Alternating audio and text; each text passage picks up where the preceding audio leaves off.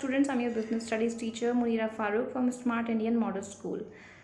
बच्चों, हमने जो लास्ट वीडियो में पढ़ा था कि टाइप्स ऑफ पार्टनरशिप को हम डिस्कस करेंगे वीडियो में। उससे पहले हमने मेरिट्स और उसके कुछ लिमिटेशन डिस्कस किए थे, जिसके बिहाफ पर अब हम जो टाइप्स ऑफ पार्टनर्स होते हैं और टाइप्स ऑफ पार्टनरशिप होती हैं आज वीडियो में डिस्कस करेंगे। ठीक है, तो आपको अब तक पता चल गया कि पार्टनरशिप क्या होती है, उसके क्या बेनिफिट्स होते हैं और क्या उसकी कुछ लिमिटेशन, कुछ ड्रॉबैक्स होते हैं ना। अब हम देखेंगे कि पार्टनरशिप फर्म में किस किस तरह के पार्टनर्स होते हैं।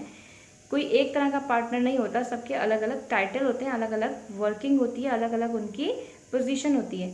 तो इसमें आप हम देखेंगे पहला जो हमारा टाइप ऑफ पार्टनर में आता है वो कौन है? Active partner. एक्टिव पार्टनर जो होता है किसी भी पार्टनरशिप फर्म का, उसका क्या रोल रहता है? सबसे पहले तो वो कैपिटल अपनी इन्वेस्ट करता है बिजनेस में, जैसे कि और पार्टनर्स करते हैं। सिमिलरली एक्टिव पार्टनर भी अपनी जो कैपिटल है वो बिजनेस में इंट्रोड्यूस करता है या इन्वेस्ट करता है।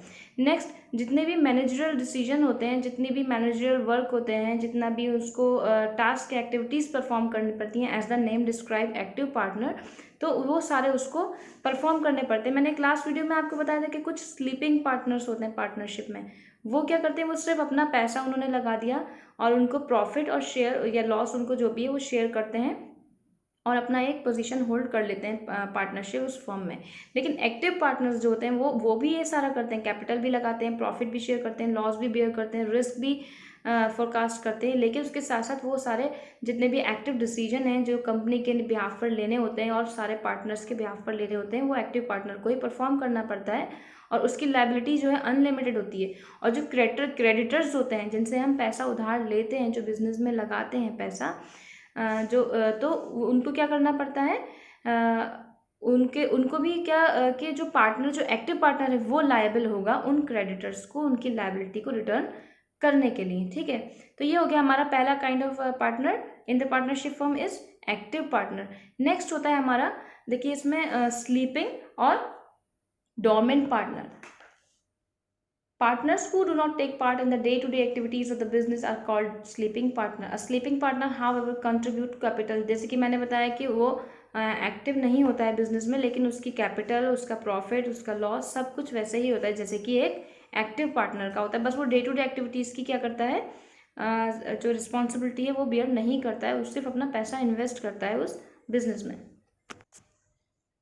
नेक्स्ट है हमारा सीक्रेट पार्टनर। इसमें आप देखिए, a secret partner is one whose association with the firm is unknown to the general public. Other than this distinct feature in all the other aspects, he is like the rest of the partner. He contributes to the capital of the firm, takes part in the management, shares profit and loss, and has unlimited liability towards the creditors. इसमें क्या होता है कि partner जो है वो क्या होता है? सीक्रेट होता है, यानी कि उसका नाम जो है वो जनरल, जो पब्लिक, जो अपना पैसा पब्लिक किसी भी फर्म में अपना पैसा लगाती है एज अ शेयर। आप 11th क्लास में पढ़ रहे होगे कि अभी आगे पढ़ोगे कि शेयर्स क्या होते हैं। जब हम कोई फर्म में या किसी कंपनी में अपना पार्टिसिपेट करते हैं या अपना पैसा लगाते हैं तो शेयर की फॉर्म में लगाते हैं।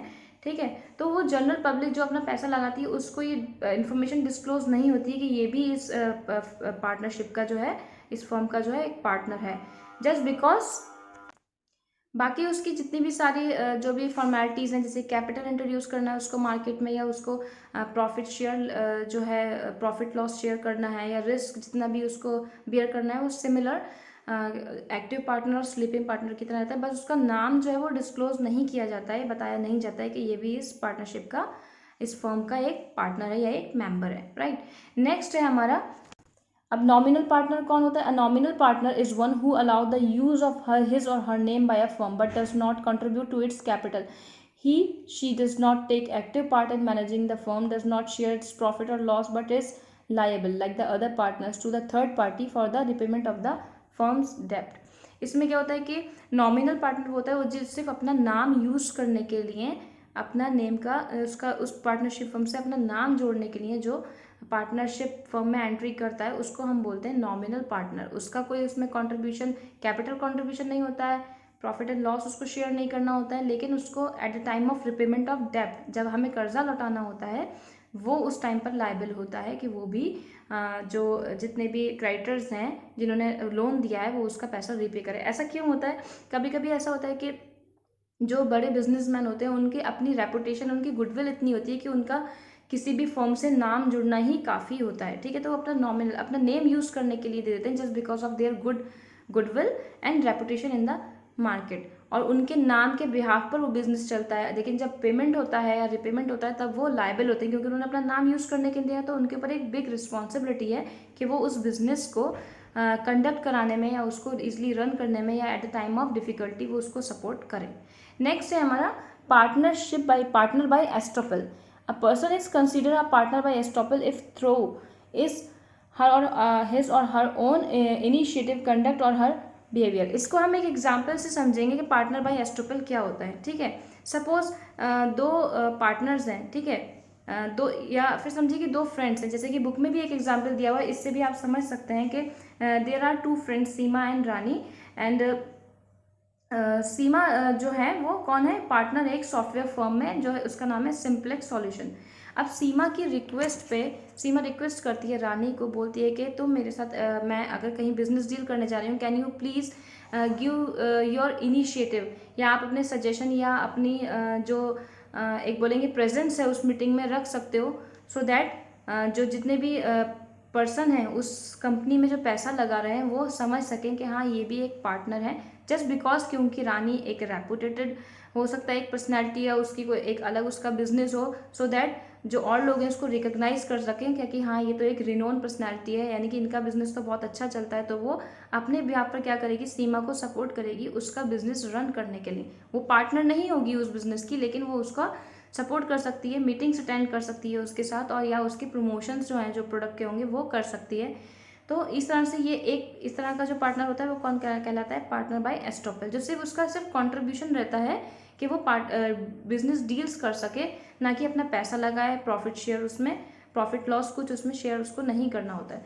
तो ये हमारा था partner by estoppel. Now next है partner by holding out. A partner by holding out is a person who is not a partner in a firm but knowingly allows himself herself to be represented as a partner in a firm. Such person become liable to outside creditor for repayment. In case he is not really partner and want to save himself for such liability, he should immediately issue a denial clarifying his position that he is not a partner in a firm. ये भी एक तरह का देखा जाए तो कि partner नहीं होता है फर्म में, लेकिन उसका नाम एज अ पार्टनर मेंशन कर दिया जाता है, लेकिन अगर उसको अपना उस पार्टनरशिप से नाम हटाना है तो उसको एक डिनायल, एक नोटिस इशू करना पड़ता है कि मैं अपनी पार्टनरशिप विड्रॉ कर रहा हूँ इस पार्टनर से, इस पार्टनरशिप फर्म से, तो सो दैट आगे उसका नाम यूज़ ना हो सके और उसके नाम पर जैसे कि क्रेडिटर से पैसा कहीं नहीं उठा लिया जाए। क्योंकि कभी कभी ऐसा होता है कि पार्टनरशिप में पार्टनर नहीं रहता है, लेकिन उसके नाम पर जो है पब्लिक से पैसा ले लिया जाता है और उसमें फ्रॉड इन्वॉल्व हो जाता है एक तरह का। तो ये आज हमने पढ़े types of partners in a partnership firm. Next video में हम डिस्कस करेंगे टाइप्स ऑफ पार्टनरशिप। ये टाइप्स ऑफ पार्टनर अलग हो गया और टाइप्स ऑफ पार्टनरशिप एक अलग कॉन्सेप्ट हो गया, जो हम नेक्स्ट वीडियो में डिस्कस करेंगे। और एक इसमें टॉपिक रह गया है, कॉलम है, देखिए माइनर एज अ पार्टनर। ये भी हम इसको आप लोग स्टडी करेंगे और नेक्स्ट क्लास में हम लोग इसको डिस्कस करेंगे। इससे पहले इसको आप प्लीज़ रीड करिए और हम समझिए कि ये इसका क्या मीनिंग होगा, minor as a partner. Okay, till then take care, thank you so much.